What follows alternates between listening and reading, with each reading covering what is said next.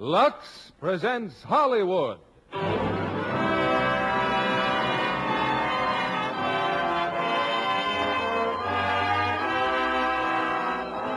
Lever Brothers Company, the makers of Lux Flakes, bring you the Lux Radio Theater, starring Clifton Webb in Cheaper by the Dozen. Ladies and gentlemen, your producer, Mr. William Keeler.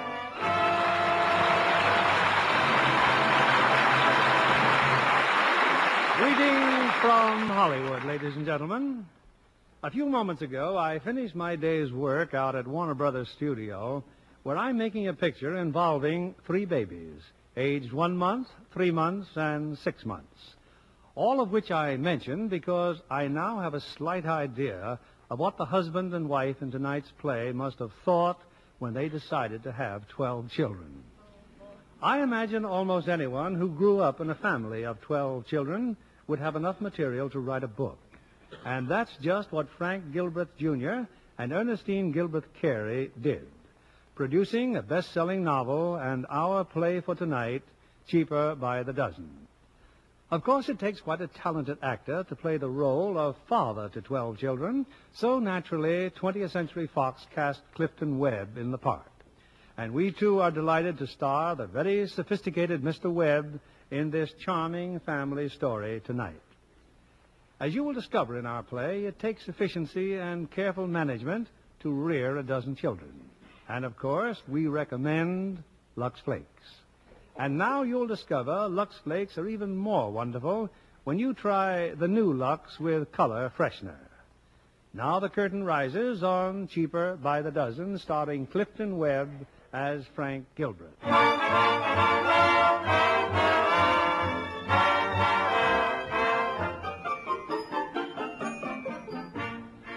This is the story of my family.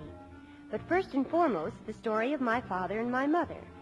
Dad, Frank Bunker Gilbreth, was an industrial engineer, an efficiency expert, a man who showed industry how to save time. In Dad's mind, efficiency, like charity, began at home.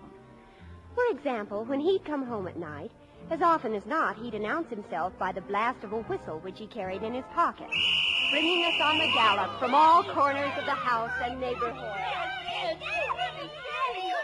Hello, live bait. Hi, Dad. All right, places. Come on, places. Get in line. Get in line. 18 seconds for the stopwatch. Not bad, but I still say we should make it in less. All right, fall out. You'll find some chocolate bars there in my briefcase. Oh, I might mention that there were 11 of us then. 11 children. That was the summer that we moved from Rhode Island to Montclair, New Jersey. We made the trip by automobile, a tremendous touring car known to all of us as Foolish Carriage. Fred, Martha, hurry up there. Come on. Climb aboard. Foolish Carriage is getting restless. Hey, listen, all those kids yours, or is that a picnic? They're all mine, and believe me, it's no picnic. Who's holding us up? Come on there, Bill. Make it snappy. Mercy, Ma. Oh, sorry, Lily. Ha! Scared you, didn't I, son? I'll bet you jumped 6 9/10 inches. Gee, Dad. It's all right, dear. I was scared, too. Teach you to keep your eyes open, young man. Well, everybody in? Anne, Ernestine, Martha, Mary, Frank? All present and accounted for, Dad. Very well. If you're all reasonably sanitary, let's go. Goodbye, Rhode Island, New Jersey. Here we come.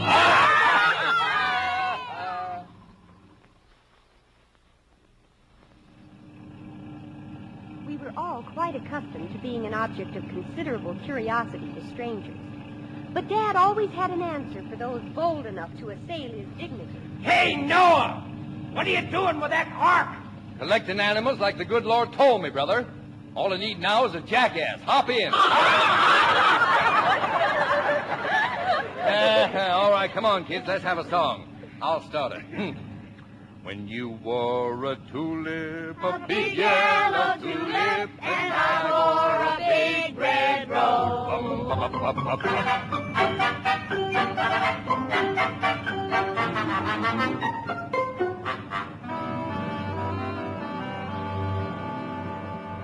No no automobile, not even foolish carriage, could be expected to bear the demands we placed upon it without complaint. We were well out in the country when the radiator started steaming like a volcano. Oh, with that fan bell again. Excuse me, Lily. I'll have to get out. Frank, it's not going to blow up again, is it? No, of course not. Won't take a minute to fix it. Now, incidentally, now's a good time if any of you kids want to go see Mrs. Murphy. Well, how about it? All right. But remember, this is your last chance. I can't understand why a good car like this should keep acting up. Not one thing, it's another. Last week it was the carburetor. The week before that it was the fuel. Who did that? Who blew that horn? That was a good joke on you, Dad. Young man, there's a time and place for jokes and a time and place for spankings. Mercy, Maud. Frank, I'll bet you jumped 6 9/10 inches. Oh. You're right, son. That was a good joke on me. By jingo, I'll bet I did jump 6 9/10 inches. Would have done better than that if I hadn't hit my head in the hood. Oh, these kids, Lily, these kids.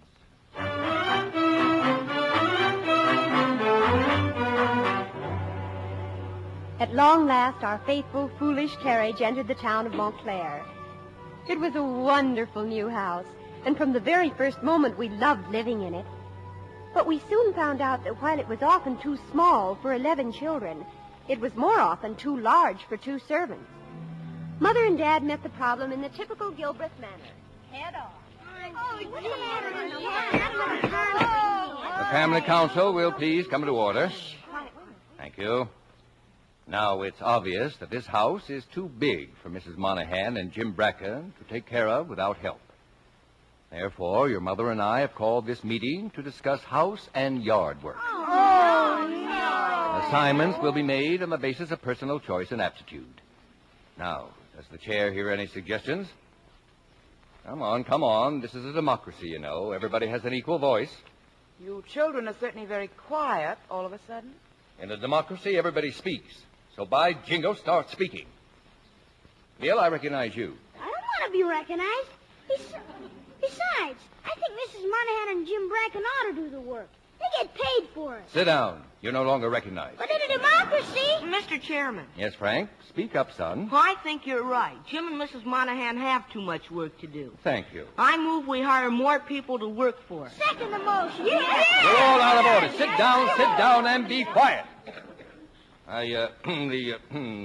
The chair recognizes the assistant chairman. Well, of course, we could hire additional help.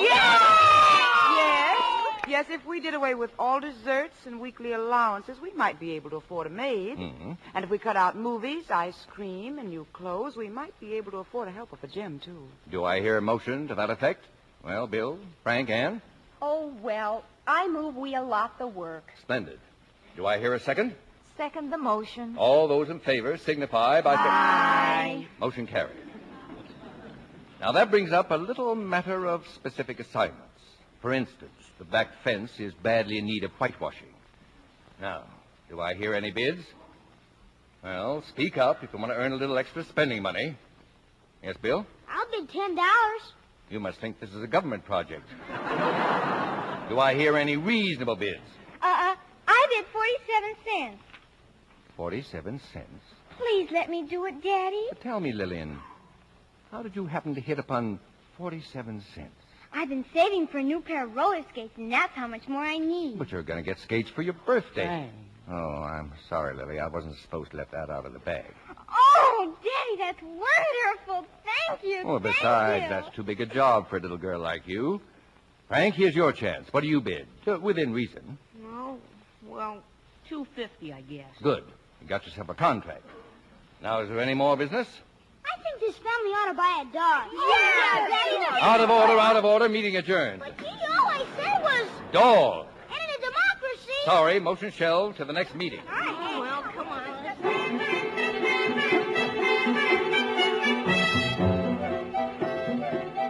Before we knew it, the new school term began. Early that Monday morning, Dad blew his whistle and piled the older 7 of us into Foolish Carriage.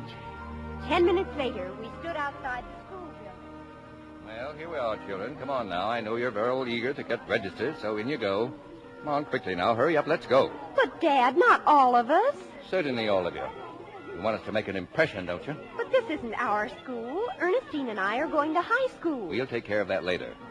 I want to show these people first what a real family looks like. But, Daddy, it's so embarrassing. A person with inner dignity is never embarrassed.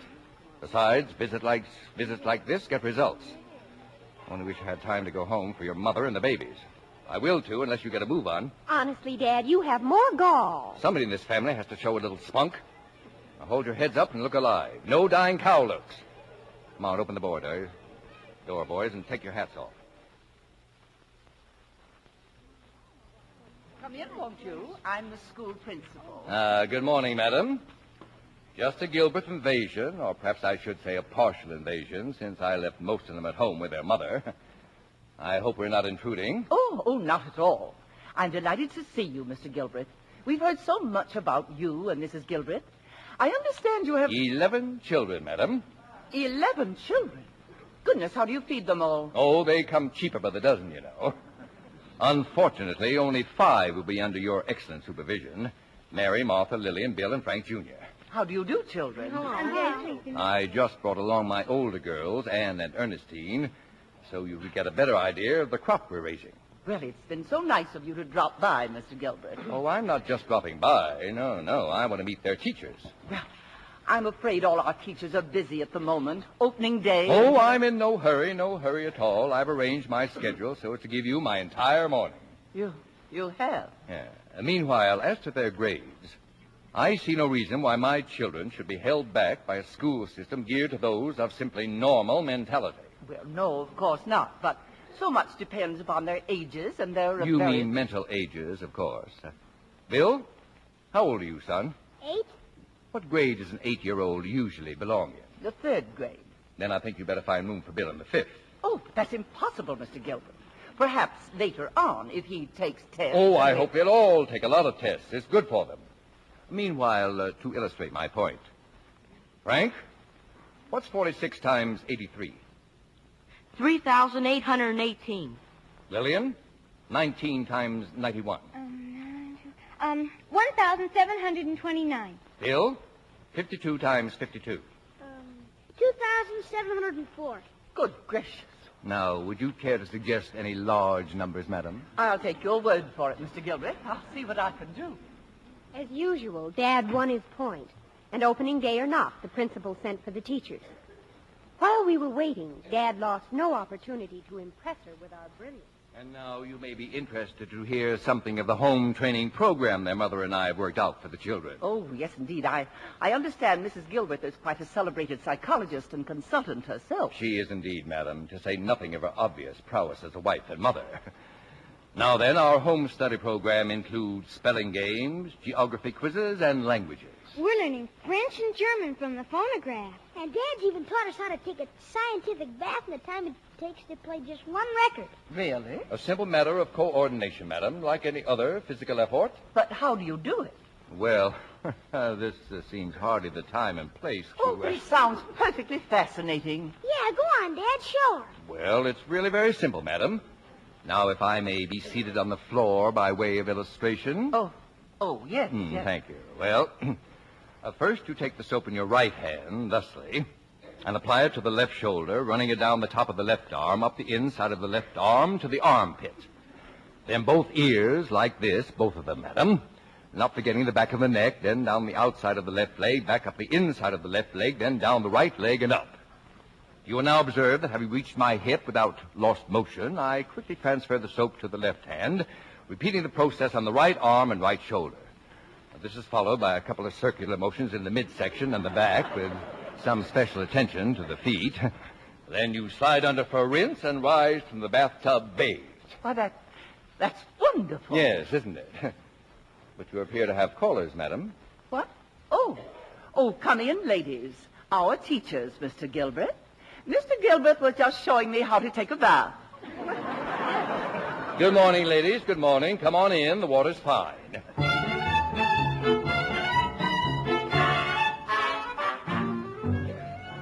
In our family, sickness was taboo. Dr. Burton's car in front of our house could mean only one thing. Dad, where is it? Where's the baby? In a room, taking your nap, of course. We mean the latest model, Daddy. Is it a boy or girl? What are we going to name this one, Daddy? Lily, what's got into these children? I can't imagine, dear. Now, whatever gave you the idea there was a new baby? Dr. Burton's car's out front. And you were sick last night, weren't you? I had a slight headache, yes. And every time you're sick, there's always a baby, isn't there? Mercy, Maud, babies don't come just because you're sick. They've always come before when you were sick. Dr. Burton's upstairs because he's afraid Jackie and Mary have the whooping cough. Oh, is that all? Which means you children will have to stay away from them. As for babies, I think it's about time we had a little... Oh, Bill, no, now don't tell me you're getting it, too. Stop that at once, William. I'm not going to have an epidemic in this house. We haven't time for any such nonsense. You children have been given good health, and by jingo, it's your job to keep it. Yes, sir. I think I'm going to get him up to the doctor. Come along, dear Bill. Come along. Well, Lillian, we'll show them there's at least 2 in the house who won't get the whooping cough, won't we? You bet, Daddy. You and me, huh? Oh, no. Oh, these kids.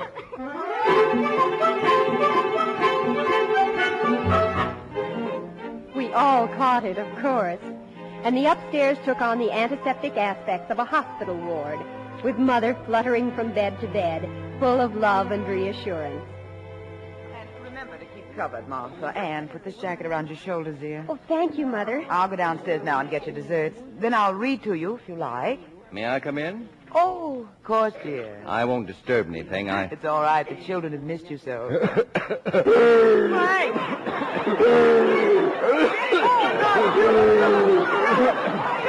Back to your room. Children, back to your room. Dr. Burton. I'll be all right, Lily. I'll be all right, Lily. In heaven's name, what is it now? He's coughing too, Mr. Gilbert. Oh, me, how did I ever get mixed up with this family? All right, let me hear you cough. Oh, there's nothing the matter with me. I was only joking. What? You were what? Well, it just wasn't any fun downstairs by myself, Lily. I wanted to be up here with the rest of the family. Very, very amusing. Oh, I give up. I'm sorry, Lily, but all that quiet down there makes me nervous. Really? Well, tell me, Doc, how are my Mongolians coming along? Well, they're... In spite of you, you old veterinarian. Gilbert, I'll say one thing for you. Your children don't get sick very often, but when they do, they certainly mess up the public health statistics of the state of New Jersey. How's that, Mr. Bones? Ordinarily, I have a couple of cases of whooping cough or measles a week. When I have to report 11 cases in a single day, they're liable to quarantine the whole town of Montclair and close every school in Essex County. Well, at least these are only light cases. Pioneer stuff, you know. Is that so? By the way, those kids have tonsils, really ugly ones. As soon as they're over this cough, they ought to come out. Nonsense. I've never had mine out. Well, maybe you should have. Let's have a look at No, them. you don't. No, you don't. My tonsils are sound as a dollar. Sit down and open that mouth. What's the point of all of this? If you've got to talk, say ah. I might have known. You're crazy. I've never been sick a day in my life. Well, then keep them if you want to, but the children's tonsils have got to come out. All but one. Martha's. What does that mean? Well, I'm thinking about their tonsils. Could we do it here in the house? Well, what's wrong with the hospital? Nothing. But if we could rig up an operating room, I could take motion pictures and study what you doctors are doing wrong. Now, just a minute. Then I'd be able to show how you could eliminate a lot of waste motion and speed things up. Your methods may work out fine in factories, Gilbert, but as far as a hospital... Lily, we're going to have the children's tonsils out. I've made up my mind. Frank, do we have to? That's what this fellow here says. It's all right, Lily. I'm going to take movies. Of the operations? Certainly. There's no telling how many lives this sort of story will help save. Besides, if it makes you feel any better, I'll let this old butcher yank mine out, too. Well, now we're getting somewhere. Oh, Frank, don't you think we ought don't to... stop him. Let him go ahead and cut his own throat. That's one part of the festivities I might even enjoy. Will you stop drooling? By jingle, this may make you famous, you old quack.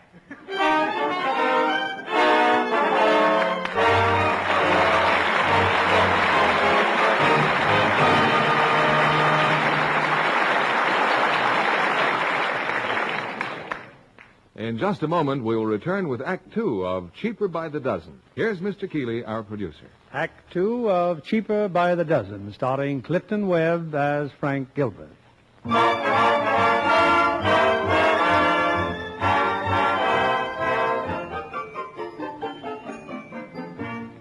For weeks afterward, Father's favorite topic was the impending series of tonsillectomies and the great gift he was about to make to medical science by means of the motion pictures. But as much as we loved movies, this was one epic we'd have been delighted to pass up. There wasn't a chance. All too soon, the memorable morning arrived. Dr. Burton had settled on the dining room for the scene of the operation. And there, Dad installed his motion picture equipment, including a cameraman named Mr. Higgins. Mr. Higgins, however, failed dismally to share Dad's enthusiasm for the proceedings. Oh, I don't know, Mr. Gilbert. I hadn't figured on all this here ether. It's my stomach. I don't feel so good. Higgins, I'm not interested in your internal organs. Just get that camera ready. Oh, yes, sir. My brother Bill was the first to go. The rest of us waited in the living room in a quiet huddle. Only one of us, Martha, would be spared. Of all the Gilbreth tonsils, hers alone would remain undisturbed. Gee, I heard you poor kids couldn't have any breakfast this morning. How sad. How very sad. Oh, cut it out, will you, Martha? Everybody knows you can't eat before you get operated on. I had donuts for breakfast. Delicious. Oh, and a big piece of apple pie left over from last night. Oh, you beast, get out of here. Mother, make Martha stop gloating about her breakfast. Not another word about food, Martha. Do you understand? I'm sorry, Mother. I won't even mention donuts and apple pie again. Well, Lily, number one's finished. We just brought Bill upstairs. Oh, that poor boy. I'd better go right up to him. Slept through it just like a baby. I can't wait to see those movies. Come on, Ernestine, girl. You're next. Don't be afraid, dear. It'll all be over in just a few minutes. Oh, I'm not afraid. Much. A Gilbert afraid? Don't be ridiculous. Now, just remember, I'll be right there with you, dear. Well, goodbye, all. All right, girlie. Let's hop right up here on the table. Is it going to hurt me, Dr. Burton? At your age? Why, you won't even feel it. My exact words, Doctor. All right, nurse. Better help her there. Hey, Mr. Gilbert. Higgins, how about changing the lens for this one? I want to see exactly how his caddy hands him his knives. Ain't it kind of hot in here, Mr. Gilbert? Maybe if we opened a window. You want my child to get pneumonia? Yes, but this ether... Never mind the ether. Just take care of that camera. Now then, nurse. You'll just... Good heavens. What is it? What have you done now? What have I done? I told you I didn't want Martha. You haven't got Martha. That's Ernestine. You sure? Of course I'm sure, you jackass. Now, look carefully. Don't you suppose I know my own children? I tell you, that's Ernestine. Well, if she isn't Martha, we've made a horrible mistake. We? What do you mean, we? What kind of a mistake? Well, all I know them by is their throats. I thought these tonsils were Martha's. They're the only ones that didn't have to come out. You knocked my little girl unconscious for no reason at all? Well, what do we do now? Oh, take them out anyhow. They'll have to come out eventually. Now go in there and get Martha ready. But she's been eating all morning. Well, never mind. I'm not going through another day like this. Start grinding, Mr. Higgins. At least we'll salvage something. Poor Martha. It was a blow, but in she went, full of pie, donuts, and indignation. I don't care if it is Dr. Burton's No, fault. Lily, Letting her Lily. eat that huge breakfast only to be snatched up like that and butchered. Lily, I told you it's no worse than a mosquito bite. Oh, Higgins, keep grinding in there. mosquito bite indeed. Very well. Just to prove it to you, I'll go next. I thought you wanted to supervise your movie. Oh, I intend to. I shall take only a local anesthetic. That way I won't miss a trick. And Dr. Burton's agreed. Oh, that's a lot of nonsense about my physical condition. Burton. I'll be in the amen corner when they're laying him away. Besides, I want to get this over with before lunch. I'm starved. All right, Gilbert. Who's next? I am. Okay, then make it snappy. A man can just stand so much. Well, I hope you're not making a mistake, dear. All right, sharpen up your tools there, Mr. Tallbones. Here I come. Yes, indeed. To Dad, a tonsillectomy was nothing. And he didn't miss a trick. 10 minutes later, he staggered out of the dining room, one hand groping before him, the other at his throat. Where are you? Oh, my throat, this is awful. Yes, dear, I know. But that feel, Lily, I can't talk. All right, old pioneer. You just had to have it the hard way, didn't you? Lily, I'm dying, Lily. Oh, Lily. Sit down, old-timer. I'll give you something to make you sleep. How am I going to sleep when my throat's cut? Mr. Gilbert! Go away, Higgins. Go away. Oh, I hate to tell you this, but it looks like none of the picture will be any good. No. Good? I forgot to put the film in the camera. You what? Now, Frank, don't get excited. Let me at him. Let me, Howie. It's too much for me. Let me at him. Oh, my...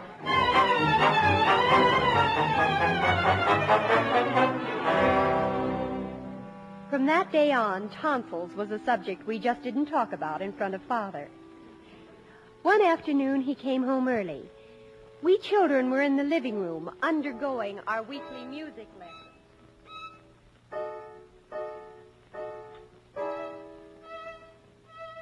That poor music teacher. What brought it to you? Well, dear? I had a letter today, Lily, from Dr. Blenheim. You remember him, Czechoslovakia? Frank, they want you to come. Well, it's not definite, but Blenheim thinks they'll ask me to speak at the International Management Conference in Prague. I knew they would. The best scientific minds in the world, Lily. Oh, and what an opportunity, darling, to have your methods recognized universally. Yes, it's what I've always hoped for. But if it hadn't been for you, Lily, your help... Will you tell the children tonight? You can tell them if you want to. I won't be here, dear. Won't be here? Have you forgotten? I have a date at the hospital. So soon? I'm afraid so. But I thought you were only joking about going to the hospital. After all, you never went to one before just to have a baby. Well, maybe I never thought about it before. Well, it's going to be awfully lonely around here without you, Lily. By the way, do you mind what it is? Why, I thought we'd already agreed it would be a boy.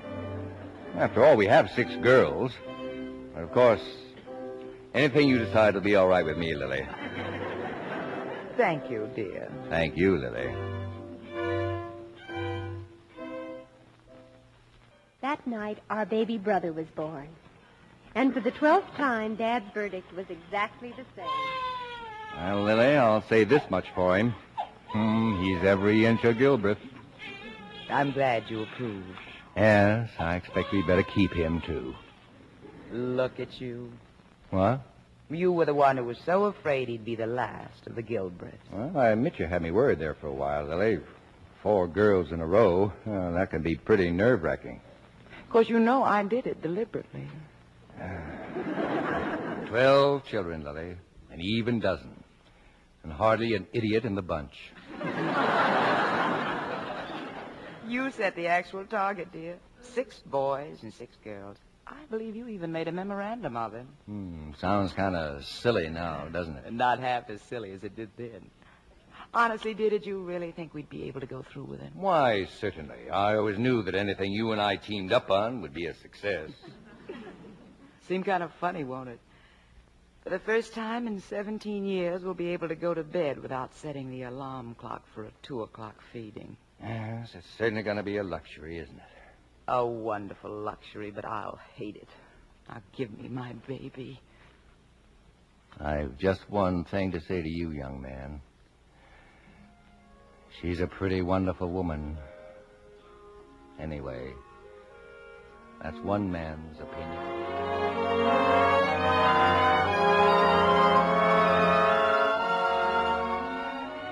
Mother and our baby brother Robert came home, and it was home once again.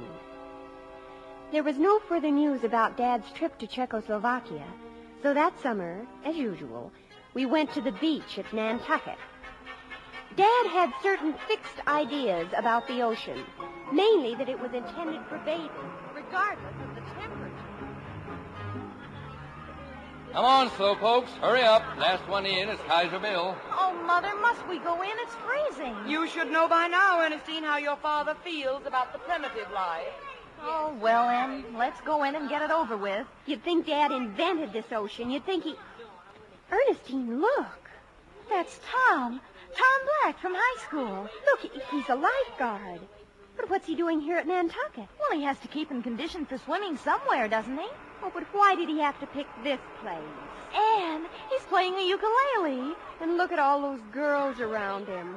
Come on, let's stroll by and see what happens. I should say not. Well, we know him, don't we? We see him at school, don't we? Yes, we see him, but he doesn't even know we exist.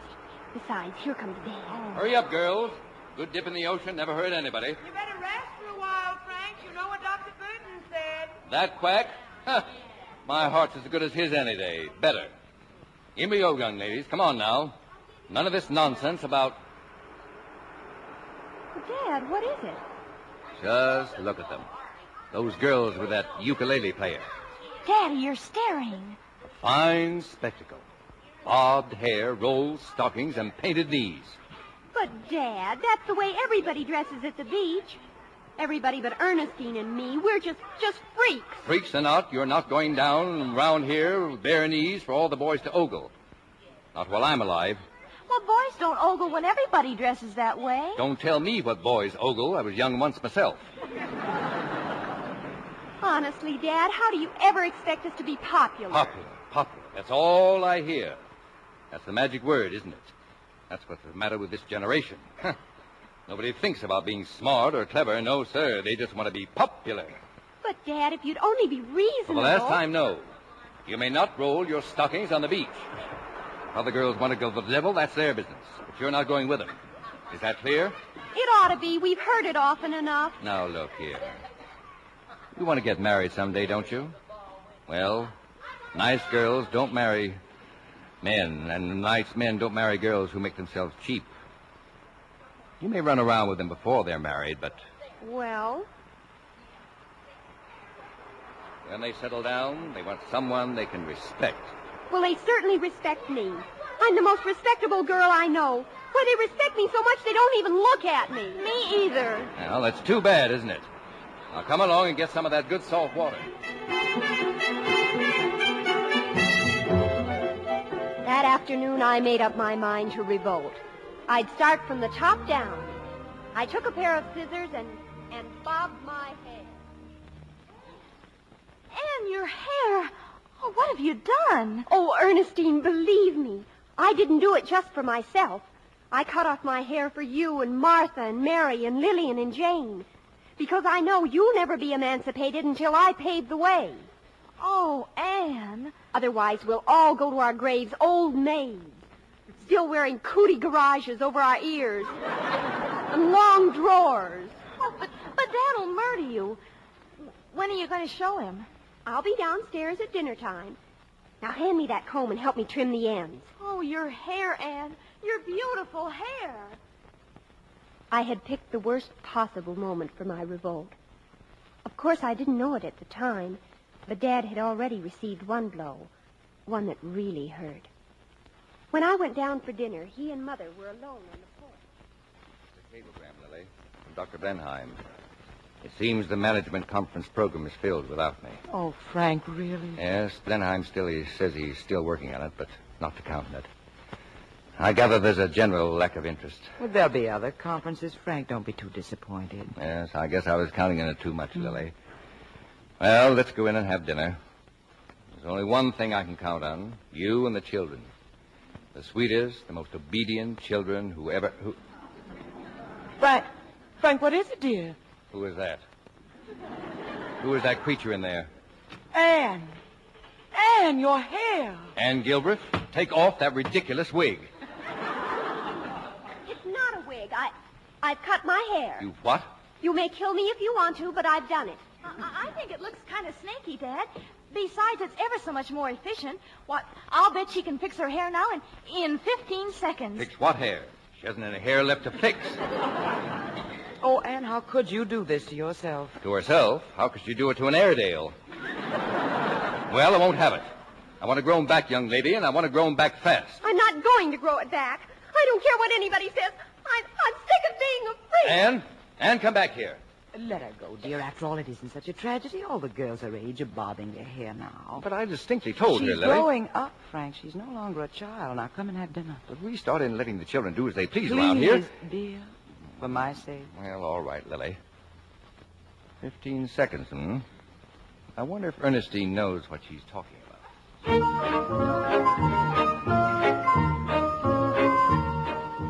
By the time vacation was over, Dad was reconciled. My bobbed hair had been a bitter pill for him to swallow, but like all fathers, from the beginning of time, he gulped and swallowed it. Then one evening, in my bedroom... What was it, Anne? That package from the department store. Come on in, Daddy. You may as well know the worst. They're teddies, see? Lace teddies. They're what? I bought them with my own money, and I'm going to wear them. No, you're not. You're going to send them right back. Well, it embarrasses me even to look at them. Oh, but Dad... You mean to tell me this is all the underwear women put on nowadays? Oh, please be sensible, Daddy. And you don't really mean I have to send them back. Not really, do you? Well, but no silk stockings and high-heel shoes. I'm not going to have a lot of doctor's bills because of foot trouble. Oh, thank you, Daddy. And while we're both in the mood, you may as well know it's a little late for that now. See? High heels? I've been wearing them ever since we came home from Nantucket. Hey, Ann! Telephone! It's for you, Annie. It's a boy. A boy? Oh, excuse me, Dad. Better hurry up before it gets away. Come back here. I'm not saying you can wear those things. My own flesh and blood in high heels.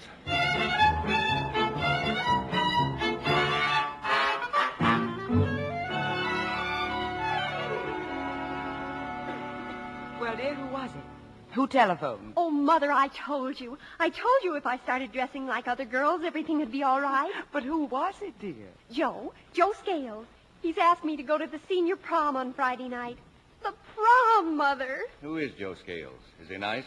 Oh, he comes from an awfully nice family, and he's cheerleader. He's got his own car, too. Two mighty fine recommendations. What about a raccoon coat? Oh, well, he'll probably get that next year when he goes to college. Gee. Come on, Ernestine. I've got to decide on what I'm going to wear. It's formal. Just a minute, young lady. Friday night, you say? Oh, yes. Let me see. Friday night, yes. Yes, that's all right. I can make it. You can make what? The dance, of course. Dad, you don't mean... You didn't think I was going to let you go out by yourself with a cheerleader, did you? Oh, Daddy, you wouldn't spoil everything by doing a thing like that, would you? What'll he think of me? That you're a sensible, well-brought-up child with sensible parents. Oh, honestly, Dad, don't you even trust your own daughter? I trust all my daughters. It's that cheerleader I don't trust. Oh, no. Now make up your mind. Either I go or you don't. Yes, Father. Oh!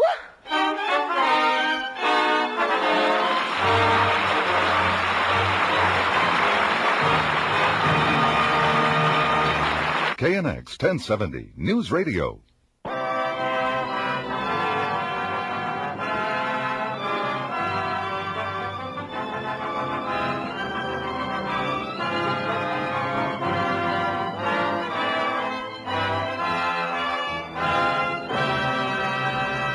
The curtain rises on Act 3 of Cheaper by the Dozen, starring Clifton Webb as Frank Gilbreth, with Rhoda Williams as Anne and Betty Lou Gerson as Mother.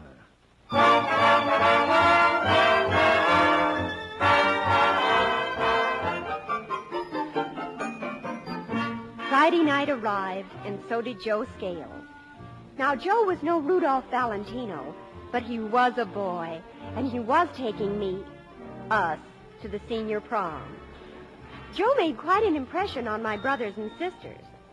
Rah, rah, rah! Rah, rah, rah! Like that high school! Rah, rah, rah! Hey, not bad at all. Hey, you kids ever see a William Tell tie? No, Joe. Okay, now watch. You pull the bow, and it hits the apple. Get it? It hits the apple, the Adam's apple.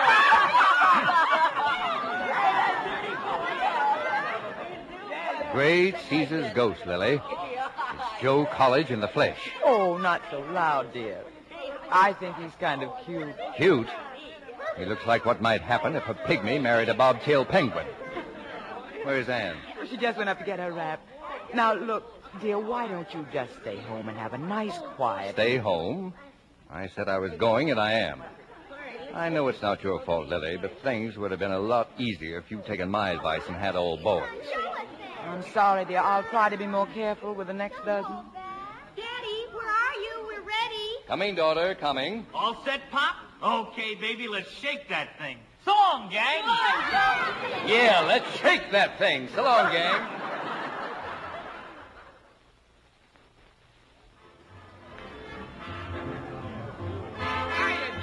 Hi, Ann. Oh, hello, Henry. Come on, Joe. The tickets. Oh, here. What held you up so long? Kind of early to start necking, ain't it? Ixnay. Huh? Oh, excuse me, sir.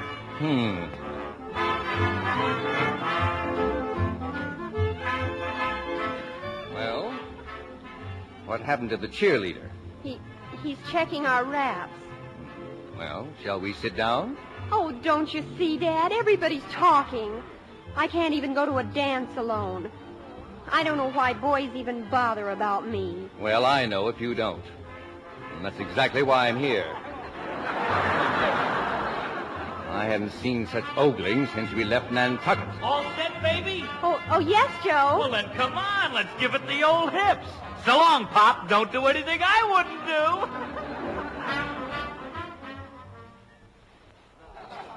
A little later on, when the orchestra was taking a rest, I ran into Debbie Lancaster. Debbie was a senior. She used lipstick and had plans of going on the stage. Know something, honey? I just gotta meet your daddy. I think he's the cutest man I ever saw. But he's kind of old-fashioned, Debbie. Then I'll just adore him, 'cause I'm awfully old-fashioned myself. Maybe it's 'cause I was born in Mississippi. You just gotta be old-fashioned to be born in Mississippi.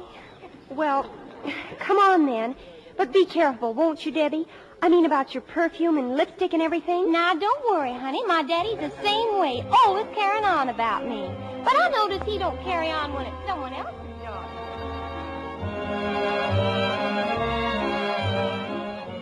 I'd like you to meet Deborah Lancaster, Daddy. She's from Mississippi. How do you do? Oh, Mr. Gilbreth, I've just been hoping to meet you ever since you started visiting our school. Is that so? Well, I'm delighted. So you're from Mississippi, are you? Just a little old fugitive from a plantation. Mm-hmm. Oh. Hello, Debbie. Hello, honey. Oh, and darling, you know Tom Black, of course. Well, we ought to know each other by now. Yes, of course. Dad, this is Tom Black. How do you do? Evening, Mr. Gilbert. Well, how about a dance, Ann? Me? Do you mind, Dad? Not at all.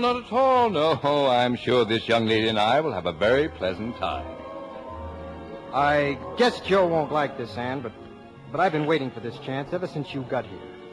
Say, what have you done to yourself? Nothing. What do you mean? Well, you sure didn't look like this last summer at Nantucket. How would you know what I looked like? You never even noticed me. Well, I'm noticing you now, baby. And I mean it.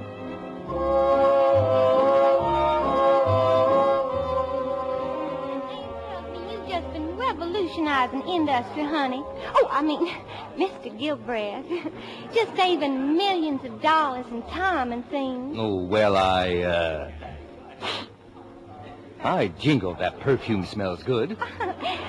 Like it? Little old boy at Yale sent it to me.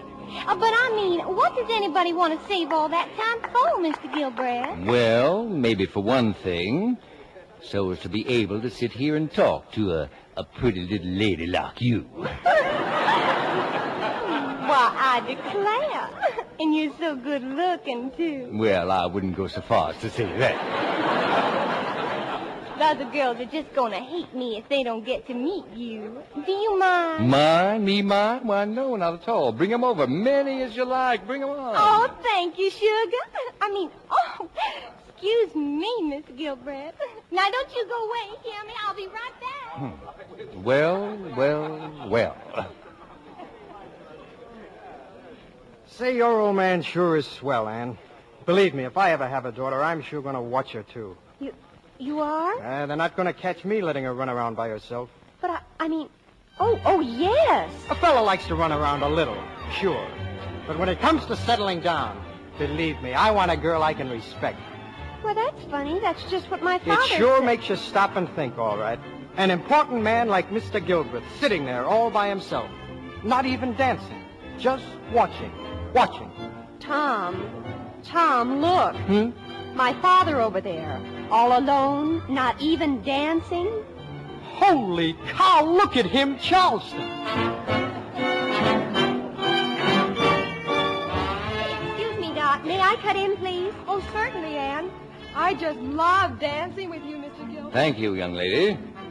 Well, I hope you haven't been too lonely, Dad. No, I've managed. I didn't know you could dance. There's lots of things you don't know, young lady. Maybe you ought to congratulate me. What for? Well, after all, it isn't every girl in Montclair High whose father can be belle of the ball. Now, let's be honest.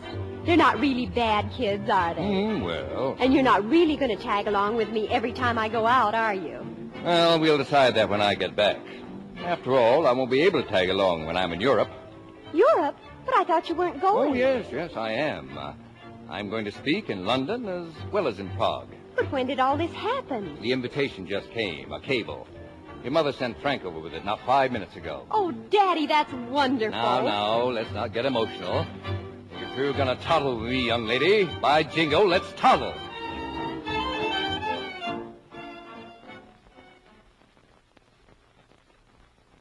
A few days later, we were all in the living room saying goodbye. Dad insisting on going to the station by himself. Why can't we go to the station with Daddy? Yeah, I want to see the train. When I get back, I'll show you lots of trains. I don't intend to start off for Europe wringing wet with tears. You'd better hurry, dear. You don't have too much time. Boys, take your suitcases. Oh, sure, Mom. Okay, What were your pills? What about your pills, Frank? Oh, Burton gave me enough to last a lifetime. This is for you, Dad. But don't open it up till you get on the boat. More socks? Well, who taught me how to knit in the first place? Okay, I plead guilty. Thank you, dear. Well, kids, let's get this over with. Bye, Dad. Bye. Goodbye, Frank. Take good care of yourself. Don't worry about me. If anything comes up, you know where to cable me. Well, I'll take care of the work here. You just forget it. Enjoy yourself. I will. Well, kids, one more kiss, huh? Okay, bye. Now, you behave yourselves. Do what your mother tells you. I'll be back in a couple of months. I'm going to miss you so much. A little more attention to the books, young lady, and a little less to that swimming champion, and you'll stand a better chance of getting into college. Understand? I'll work on it, Dad. That's my girl. Well, goodbye, Lily. Goodbye, dearest. Have a good time. Bye, Daddy. Bye.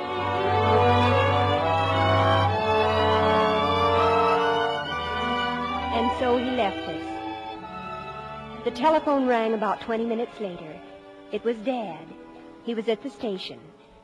He started to talk to Mother, and then that was all.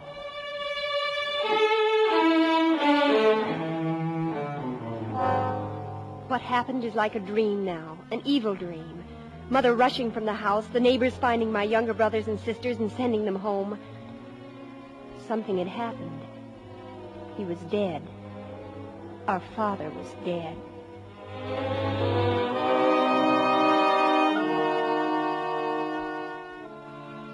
Sit down. Children, please. Please sit down. I've called you older children together because I think you ought to know the situation. There isn't going to be a great deal of money. Most of it had to go back into Father's business. Anyway, I just telephoned Grandmother in California. She wants us to move out there and live with her. If it's a matter of money, Mother, I plan not to go to college anyway. I'll get a job. I don't want to go to college either. Please, wait until I've finished. There is an alternative, but it hinges on your being able to take care of yourselves. I can go on with Father's work, keep the office open. That would mean we could stay here if we live very simply. And if things should work out, then, Anne, you can go to college later on. Father wanted all of you to go to college. Oh, don't worry about that, Mother. Do you want to try? Can you run the house and look after things until I come back? Come back from where, Mother? I'm going to Europe. I'm going to give those speeches for Father. We all know how much they meant to him. I'm sure that's the way he'd want it. But as I say, the final decision is up to you. Oh, Mother, you don't have to ask us. You know we'll do anything as long as we can stay together. Thank you, dear. I knew that's the way you'd feel about it. Well, since I'm going to be planning the meals from now on, I guess I better get started. And I'll see that the house is kept nicely, Mother, just the way you like it. And I'll help her. We all will. We'll do the errands, won't we, Frank? And keep the yard clean and... You bet we will. Oh, you've got a bigger job than that, Frank. Yes, Mother? Because from now on, you'll have to be the man of the family. We'll handle things, Mother. And we'll do a good job, too. You just wait and see. Yes, son, I know you will. Well, anyway, that's one man's opinion.